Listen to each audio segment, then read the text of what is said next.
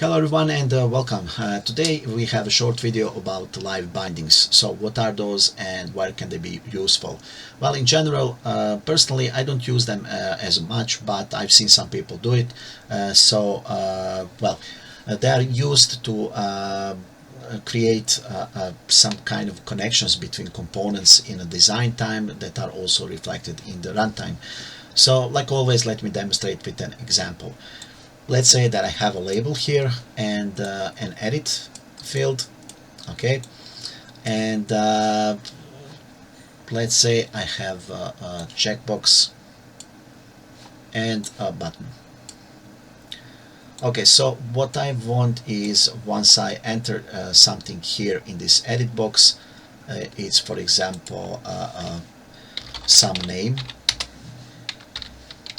to be automatically shown in this label component. And also I'll have here a checkbox fixed I agree, and this button will be a register.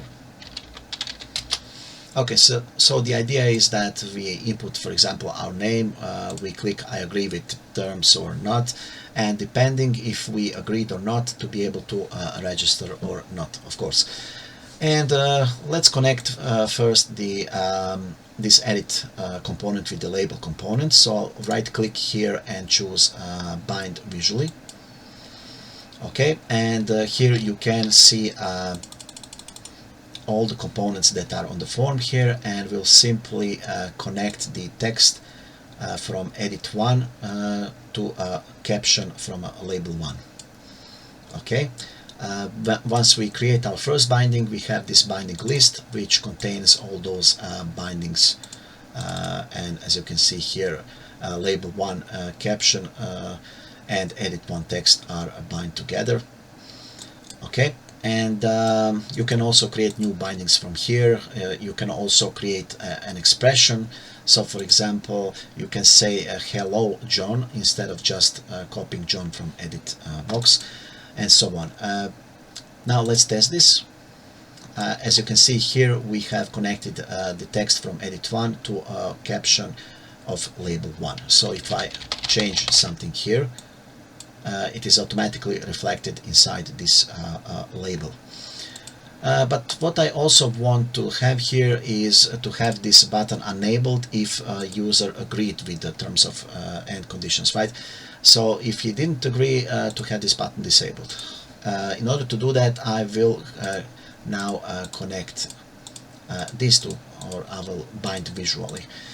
So I will use this checkbox. It has a checked state, and I'll connect it with the button. And with the button and its enabled property. So let's find it here. Okay. So pretty much what I'm saying here is button, if is button enabled, it depends on the state of the checkbox. So if checkbox is checked, then the button is enabled. If checkbox is not checked, then the button is not enabled. And if I right click this checkbox here and deselect checked, now this should be disabled. And if I run the application, and as you can see, this register button is automatically disabled, and also it is enabled if I click agree. And again, we haven't wrote a single line of code yet, right? And of course this can be used in various other scenarios, like for example, let's say we want to connect to a REST web service. So we'll just do it quickly. Post a client request and response components, and I have already prepared here this regress API that returns some JSON as a response. It doesn't really matter what it is, but I'll put this in a client base URL. Okay, and I'll add a memo field. So what I'll do now is I'll connect this memo field. Where is it? Here. Okay, it's here. I'll connect that memo field with the REST response content.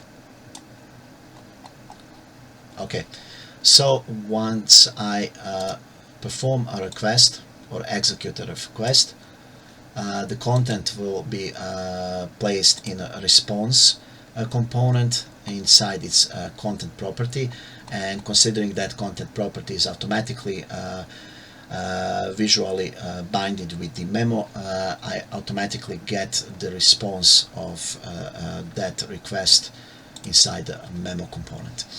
Thank you for watching and see you soon.